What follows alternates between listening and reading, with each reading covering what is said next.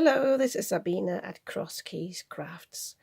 Today I would like to show you how to create this image and how to turn it into a card. I made this yesterday at a workshop held by Joe Rice at Lavinia Stamps headquarters in Ruthin. And the topic of the main focus of the workshop was gel press or gel plates and how to turn the backgrounds into cards. And we learned loads of lovely techniques. I don't want to go into detail, but I ended up with this background, and I'll show you in a minute how to create this because it's really, really easy to make. But I was struggling to decide what to put on top of it, because obviously you've got sort of harsh edges here on the background. And so I asked Jo, I said, what would you suggest you do? And she suggested using one of the trees. And I remembered that I have got this tree, but I like to use it as a branch for the owl to sit on. And I think this turned out so nice, and it was so easy to make that I thought I'd make a video of that today. So what you need for that is obviously your cardstock. This is multifarious cardstock from Lavinia Stamps, which we were given yesterday, but today I'm just using my plain 300 GSM cardstock. I think this is a UK craft one. You obviously need a jelly plate. I've got my round one here. Mine is a gel press one. This is 4 inches in diameter, but you can use any size you want. Obviously, if you want the exact look of this card, you would need a round one, but you can get square ones, you can get rectangular ones, and I even bought an oval one yesterday. I like to put mine on a see-through plate, and I happen to have this one because I bought this stamping platform and the base plate was faulty. It wasn't plain, so you couldn't sit it on your desk. So I just pried this off, and now I'm left with a clear plate, which is great. You can also use an acrylic block if you got this size, but obviously you can also work on the table and then just put the cardstock onto the gel plate. But with this way you can actually see where you're placing it. And I just realized I've got a hair stuck under mine, so quickly remove that. So then you need some ink. I'm going to use the same ink that I used there, and the Elements inks are really, really nice. They're from Lavinia Stamps, and I'm using the dark denim because I like the look of the background, because it looks a bit like nighttime. But again, any colour will work. And I've got 2 more cards here that I want to show you, because you can either apply this ink straight onto the gel plate, or you can apply it to the brayer and then onto the gel plate. And I just want to show you what can happen if you apply it here, because you can actually see I've got the shape of the ink pad on my card, and this, even though you brayer over it, sometimes it doesn't disappear. I love this look here because it looks a bit like hills in the background, but I don't want it on this one. And the other thing is, if you use 2 colors, you can use 2 colors, you also need to make sure you blend them nicely, or at least have a proper horizon, not like mine, which is a bit wonky. But I might show you these techniques in some other videos, but not today. I just wanted to point this out. So I'm going to apply the ink onto my brayer. Just roll it over there. You don't want too much, and you just go over it like this. And even now you can see, I hope you can see, even there have got the shape. So go on from that side, I'm rolling over from this side. So I want to blend this out a bit. You don't want to go over too often. I've got a little dent there. Let me just roll this off. Got a bit of an edge there and a bit of an edge there. I'm wondering whether I've got something on my brayer. I think that'll do. So, and now you just need a piece of crumpled up paper. I don't know whether you saw that on my desk and wondered what this is for. And all you do is just use that to make a pattern on your gel press, and that's all you do. I can just about see what I'm doing. I'm just going once more here, and I think that'll do me.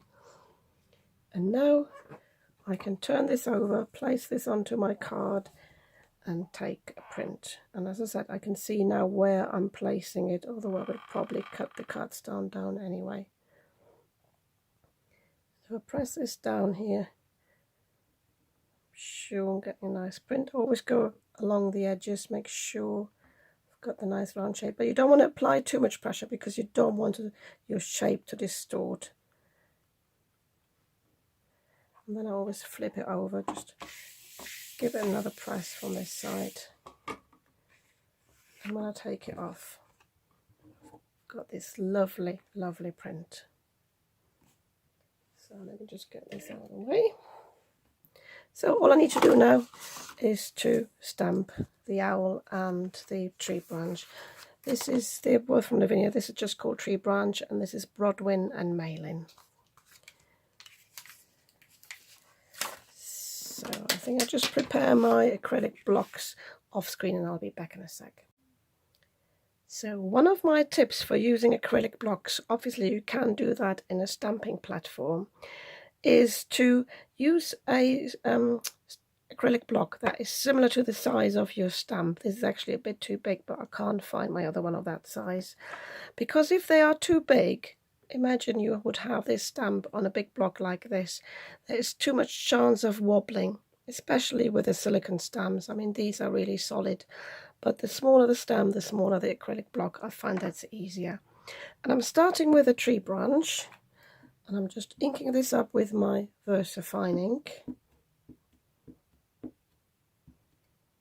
You notice I don't have any drying time on the gel print there really, so I can go straight on. So I'm making sure I've inked this up properly, and I'm just placing this down now, and yeah, I think it's fine here. So I'm giving that gentle pressure, give it some time to sink into the cardstock. I don't want to wobble too much, so don't wriggle too much, just press it on the actual image. Lift it up, and yeah, that's fine. I'm just wondering whether I need to zoom in a little bit for you. Let me just move it there. So now I need to make sure that I sit, what's his name, Malin, properly on the branch, because in my print yesterday he got a bit excited and he jumped up a little bit. So I want to set him down properly. So, and especially with these solid stamps, you want to ink them up properly.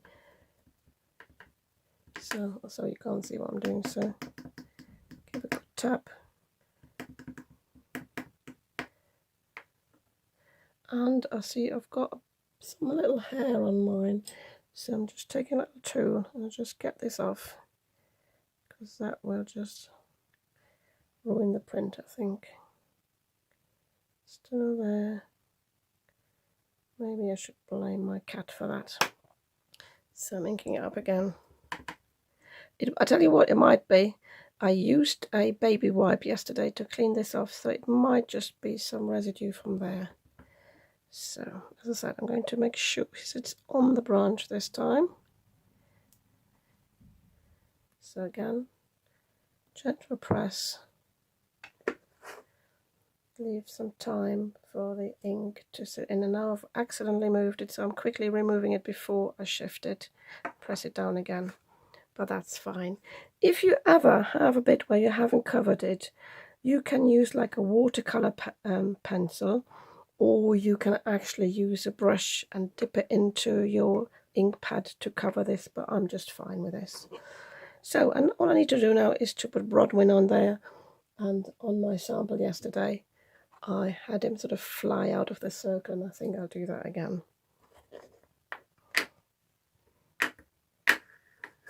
So again, just showing you, just gently dabbing it and making sure I've got coverage all over.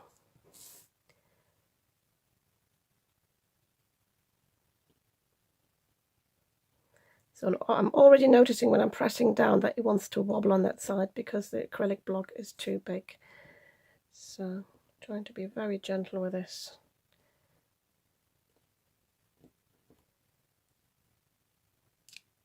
There we go. Yeah, I'm quite pleased with the look of this. So all that's left for me to do, the print is fine, is to turn this into a card.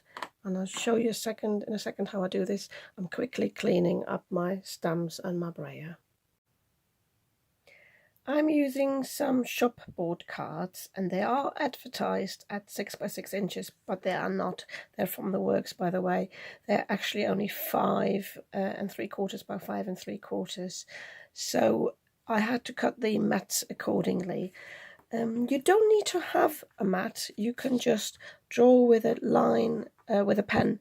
You can draw on the edges and give that a nice edge, but I don't like doing that because I'm not very good at it, and I sometimes find, depending on the cardstock, it actually seeps into the cardstock really funnily, even if you use a good Sharpie.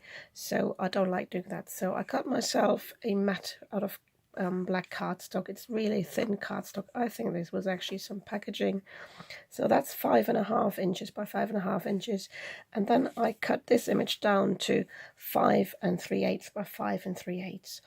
And when I cut this down, I made sure I had the same width on either of the sides here, and I tried to have this as evenly as possible, but obviously one of the owls is sticking out, so I needed to have a bit more space. So I didn't want to cut it too close. Sorry, I should take this off there. I didn't want to cut it too close to the edge here, so it is sort of similar, and it gives, by having a bit more space here, it gives the owl a bit more space there, but it is sort of centered, so that's the important thing. So all that's left for me to do is to glue this down. I like to use my collard glue because then I have got a bit of wiggle room to move this about if I need to. And just applying some, I try to do lines of glue on the edges, and then just random dots everywhere else, and usually that works for me. I used to use double-sided tape, but I find, even though you can get it evenly, I find it's not as permanent as this glue, so I stopped using it really. So I'm just pressing it down. If your craft mat is clean, you can just turn it over, press it down, and then I just do the same on the cardstock here.